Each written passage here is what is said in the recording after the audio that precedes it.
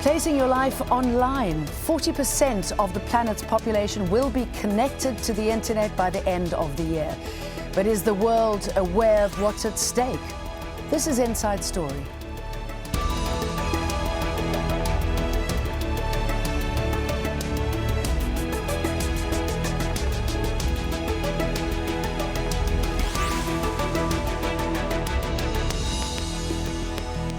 Hello, welcome to the programme. I'm Jane Dutton. It has made the world a smaller place, but has the internet made the world a safer place? A vast information and communications network used as much by the state as businesses and individuals and all manner of groups and organisations, with the reach growing by the day, along with concerns about state surveillance, security, privacy and exploitation. Events have moved as fast as the internet itself. In 1995, there were just 16 million users, 0.4% of the global population.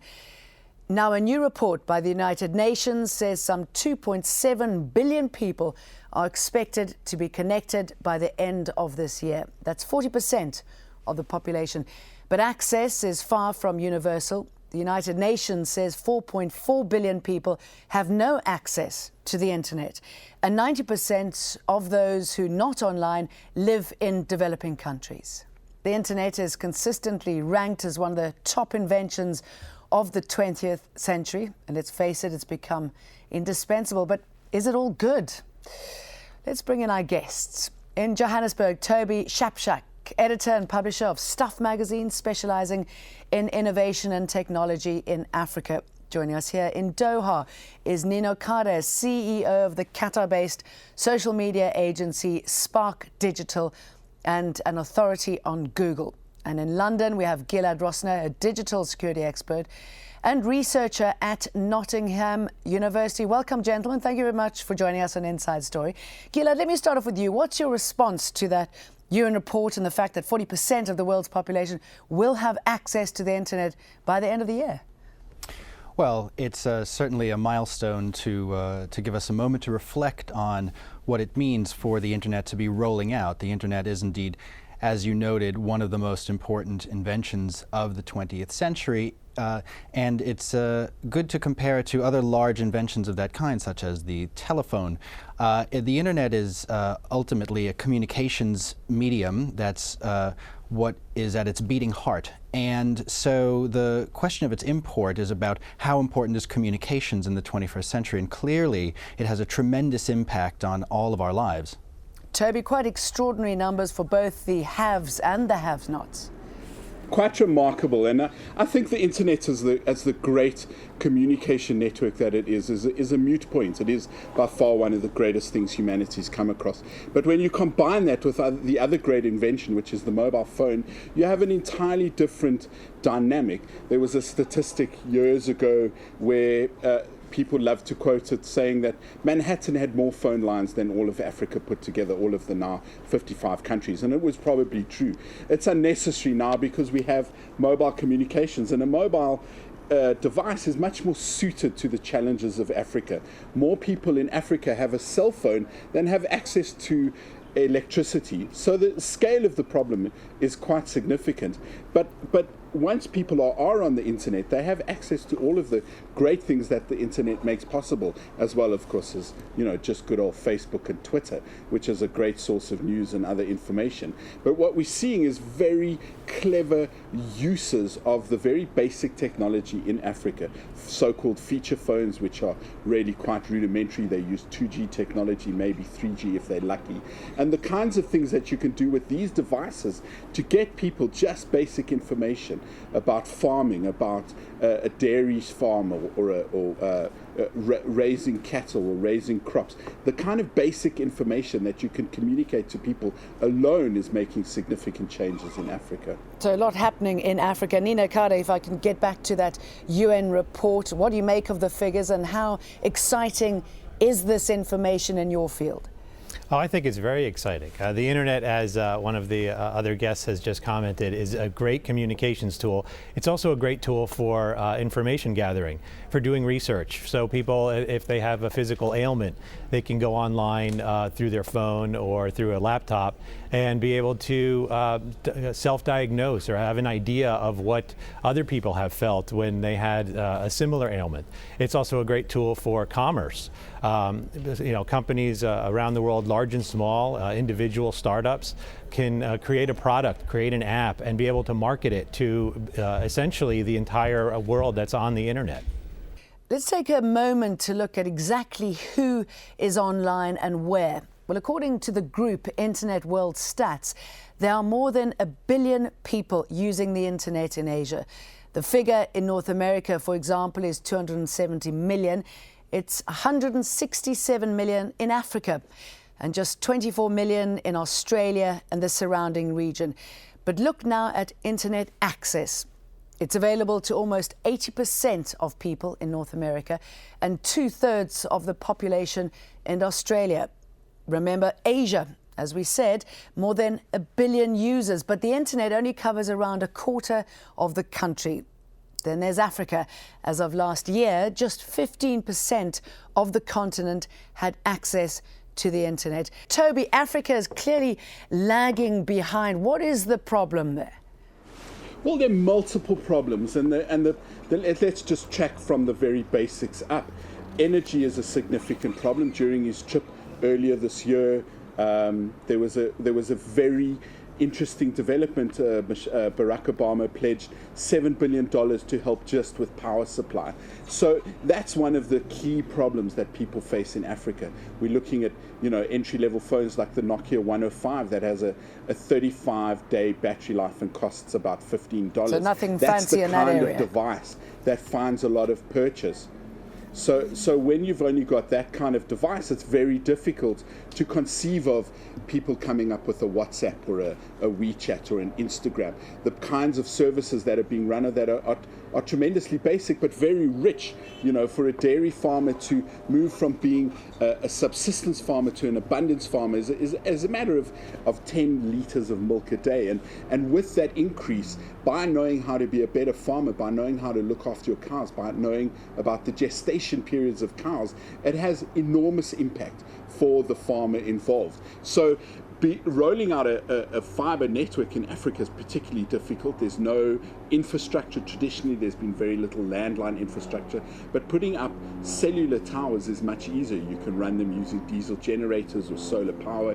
So providing broadband, providing wireless broadband or the internet as we know it, to people is definitely a mobile solution. People call Africa a mobile-first continent. My contention is that it's a mobile-only continent. People will experience the internet for the first time on a feature phone, and simply that people can't afford having a desktop computer or a laptop or even a tablet, notwithstanding the cost of providing that data to people is still very high, and the cost of the data alone is iniquitous. So it does create, as you were saying, a divide between the haves and the have-nots. Someone asked me the other day, what is a feature phone? And I said, if it looks like an iPhone or an Android phone, it's not a feature phone. If it's got a little keyboard on it, still, that's what people are using. Gilad, what do you make of what's behind these disparities, and how easy or how difficult will it be to bring the two together? Well, the trends mirror other economic trends, and so it's unsurprising that wealthier nations have greater degrees of access and growth of technology industries and the technology itself. And so it seems to me that over time there will hopefully be more interventions, shall we say, to provide more infrastructure and to create more of a foundation for more IT and telecommunications services to grow in these areas, as you call them, the have-nots. These mirror larger trends that are, not easy to displace, as we see in other forms of industry. So I think we can probably expect going forward in time that wealthier nations will continue to have a great deal of advantage as regards the internet industries, Sure. because they can continue to pay for both the infrastructure but also the brain power that creates the wonderful ecosystem of applications and technologies that we have come to enjoy. Nino, in developing countries, I should imagine that this is a fantastic business opportunity. If you provide cheap computers, provide cheap phones, it's wonderful product placement, isn't it?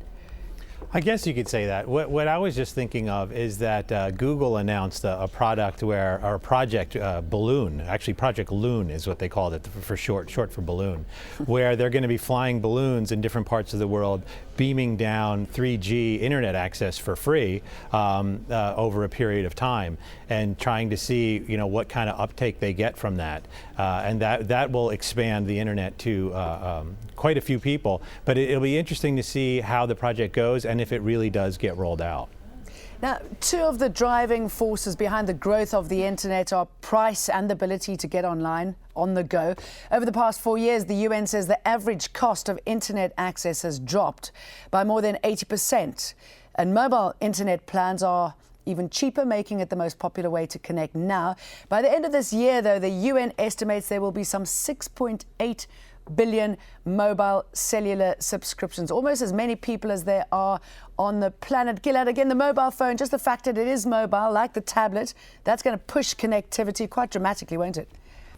Sure. So it's easier to add capacity in wireless than it is to add capacity in wireline. And this is why you see such growth and why it's easy to have more devices than there are humans. So you have more, because each person can have more than one subscription, and we hear a great deal of people having multiple devices, that they watch television with their iPad on their lap and then they go to their desktop machine. And obviously wireless allows you to have an experience on the internet that is untethered to any specific location. That's its nature.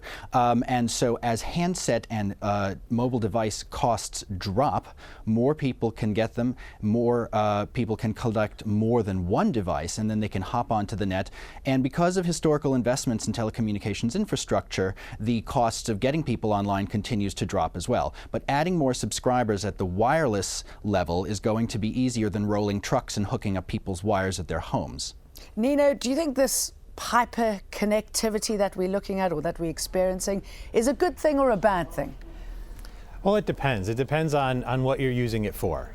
So if you look at the basic uses of the internet, if you're using it primarily for productive things like communicating, information gathering, etc., that's a good thing. If you're using it primarily just to entertain and watch a lot of videos and things along those lines, then maybe not so much. Then it's time to, every now and again to turn off the device and go outside.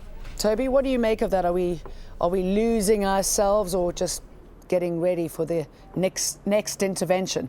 Well, I think what we've happened, a useful analogy, I don't know if I conveyed it earlier, is that a whole lot of undersea cables have arrived off the coast of Africa at multiple points. So suddenly we have an abundance of broadband coming into the continent. And what you need from those pipes coming into the coastline is fiber optic networks delivering it into the center. And then you need the last mile, which of course, fulfilling that using cellular technology is infinitely easier and cheaper. It's not a cheap enterprise. Vodacom, the largest cellular network in South Africa, for instance, spends 7 billion rand. That's about 700 million rand a year building up its existing infrastructure to match with demand. So it's by no means cheap, but there's some very clever systems around Africa. There's some organizations that buy the cell phone towers, run the cell phone towers, and merely lease the capacity and the airtime to the cellular operators, which might be a more efficient way of doing it, because then multiple people could get access to these base stations. But what you're starting to see is people beginning to experience what the internet is like. And there's a kind of rule of thumb around internet use, and it takes about 5 years from when people start using the internet to get to the point where they are happily shopping on Amazon or eBay and very happy to give their credit card. When you move that paradigm into something like a mobile device, a lot of people, if I ask them, are you on the internet? They say no. And I say, do you use Facebook? And they say yes. So there's not even an awareness premise that the services they're using are the internet per se.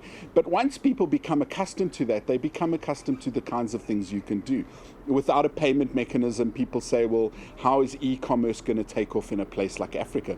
Well, as it so happens, according to The Economist magazine, 80% of the world's mobile money transactions are happening in East Africa because, of course, of Kenya's M-Pesa payment methodology. You can do everything with M-Pesa that you can with any other payment system. You can pay school fees, you can buy groceries. I'm told you can even bribe customs officials. So the ecosystem is developing, but it's very specifically developing around the mobile devices and what you can do with the mobile devices.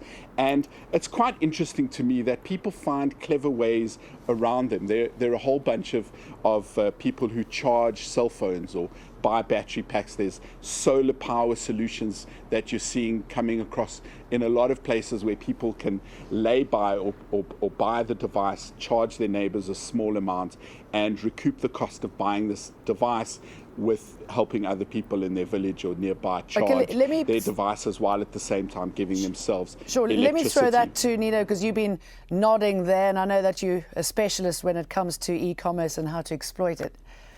Oh, well, one of the great things when the internet first started in the States in the late 90s, one of the arguments we used to hear quite often was you don't need bricks and mortar to have a store, to create an online storefront and sell products. With the shipping infrastructure in the U.S., it's easy to deal with that as well as with the commerce solutions. But when you go into different countries, the challenge is there.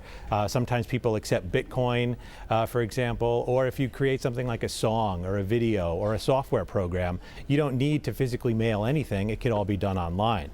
An interesting thing that we saw just recently was the Palestinian developer who pointed out a flaw in Facebook.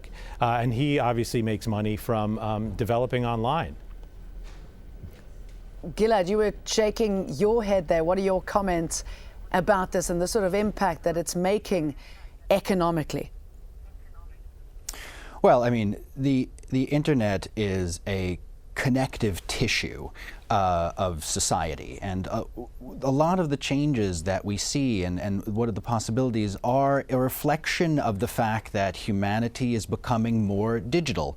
As you go backwards in time, the amount of digital connectivity between people, either interpersonally or for their commerce, it decreases, and as you go forward in time, it increases.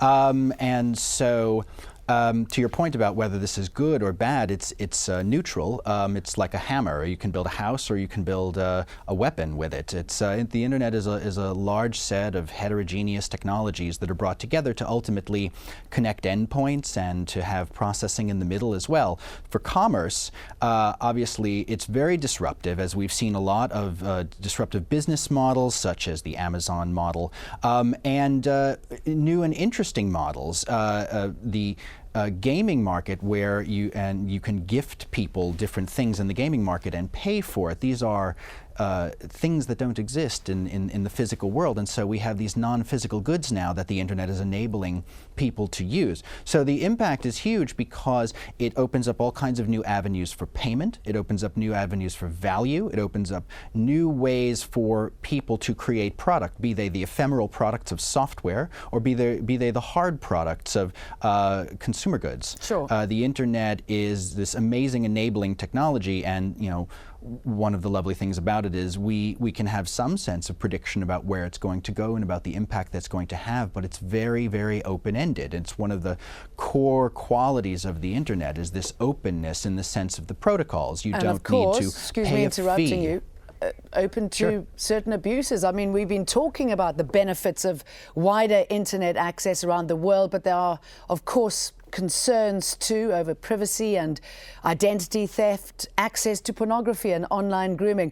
Now, revelations by whistleblower Edward Snowden have raised new concerns about state surveillance. Leaked documents revealed that the National Security Agency in the United States had been working with technology companies to influence the way data is encrypted online. Encryption protects things like online transactions and email. In some cases, the security agency inserted so-called backdoors to give them access to private communications. When not working with companies, the NSA has hacked into their servers to get encryption keys. That's given them access to some of the world's most widely used methods of encryption. We also learned about PRISM, which is said to allow the NSA direct access to the servers of companies like Google and Facebook. Nina, I mean, clearly this information, when we found out what the NSA had been up to, spooked the world. Has this spurred some sort of security renaissance in companies like Google? I can't speak for Google, but what I can say is that people are now that they're more aware to the tracking that's going on. Well, there's two groups that do tracking. One is the governments in different countries, and the other are companies that want to sell you a product. But with regards to that, people are now looking at ways to use technology to defeat technology. So you're seeing things like the Tor browser and other revelations that have come out on how you can do more secure encryption and feel a little bit better about whether or not you're going to be tracked. Nino, do we open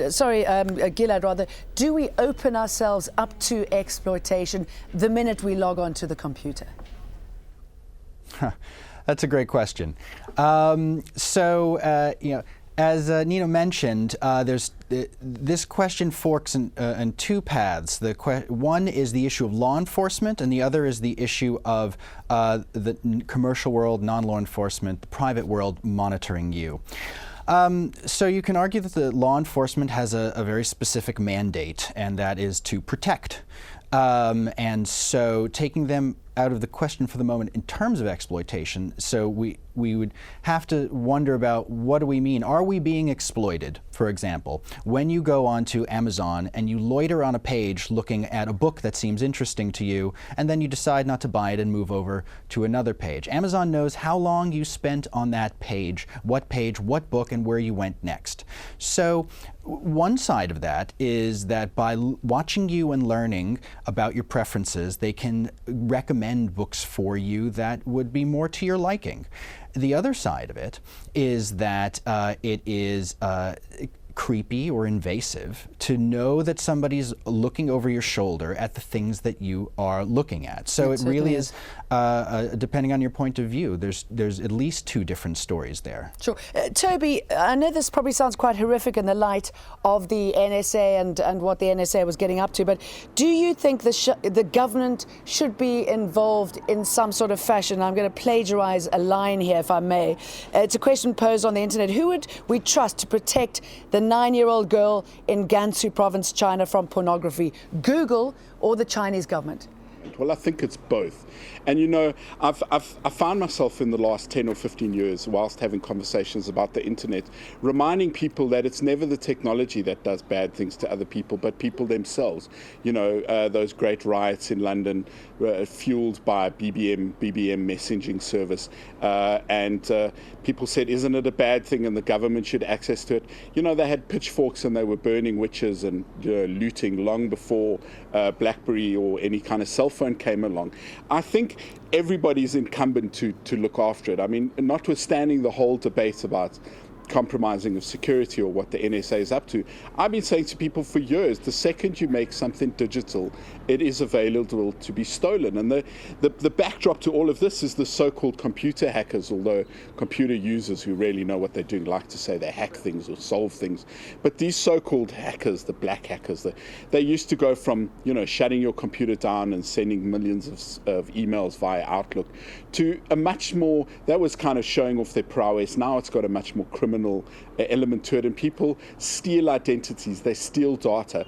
I have no secrets from the NSA, and frankly, if anyone's reading my email, they could at least do the service of replying to it, the abundant email I get every day. But the thing I say to people is never store your passport, a picture of your passport or your passport number, your bank details, because that's the kind of stuff that the black market buy and sell, and actually there's a value associated with a passport from a certain country plus a credit card number of different values for Visa, MasterCard. In fact, there's even numbers for very low ICQ numbers. So if you were an early ICQ user, you got a very short digit, etc., etc. But what I'd really like to focus on is how the internet can change, your access to information change things. The World Bank likes to quote a figure of for every 10% of broadband penetration in a country, it increases per capita GDP by 1.4%. And I don't know, it's a somewhat disputed figure, but nonetheless, you can really see the change in a country when people start getting access to communication. And who knows where we'll be or what we'll achieve as hundreds of thousands gain access to the internet in the near future. With thanks to my guests, Toby Shapshak, Nino Kader and Gilad Rosner. And don't forget, you can find this program and many more at aljazeera.com. Just follow the links for shows and Inside Story. And I'm Jane Dutton. Bye-bye.